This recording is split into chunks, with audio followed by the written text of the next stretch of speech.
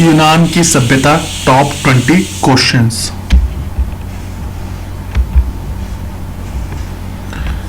यूनान सभ्यता किस पर आधारित थी? यूनान की सभ्यता किस पर आधारित थी? यूनान की सभ्यता टापुओं पर आधारित थी। ये कई टापुओं में बिखरी हुई थी। ये सभ्यता कुल मिलाकर 502 टापू थे। यूनान की सभ्यता का विकास कैसे हुआ?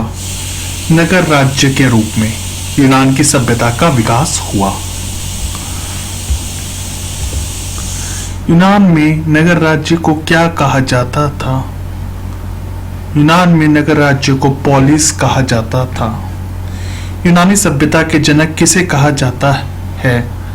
डायोनिसियस को यूनानी सभ्यता का जनक कहा जाता है। यूनानी सभ्यता के अन्य नाम कौन से हैं? हैरस है यूनानी सभ्यता के अन्य नाम। हैरस ग्रीक नाम किसने दिया? रोमन वासियों द्वारा ग्रीक नाम दिया गया। हेलोट किससे कहा जाता था? हेलोट किसे कहा जाता था?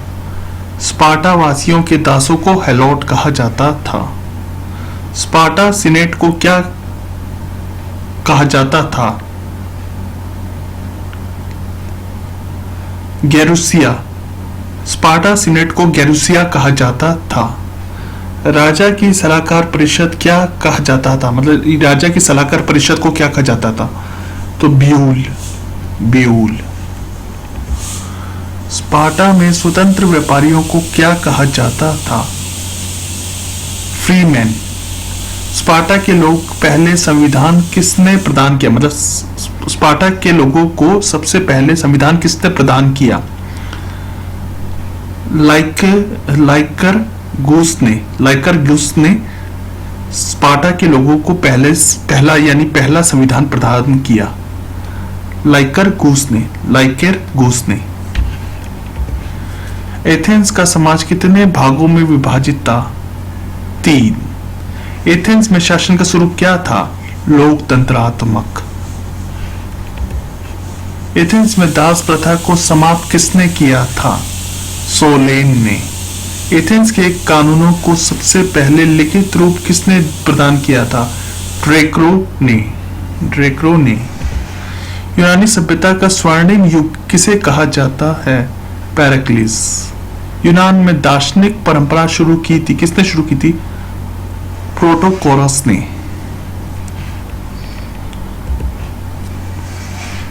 पॉलिटिक्स और एथिक्स किसकी पुस्तक है? अरस्तु की। रिपब्लिक किसकी पुस्तक है? रिपब्लिक जो पुस्तक है किसकी है? वो प्लेटो की। इलीट और ओडिसी किसकी पुस्तक है? होमर की। यूनान की प्रसिद्ध विदुषी महिला कौन थी? सोफी। डिस्कस थ्रो की मूर्ति किसने बनाई? माइरन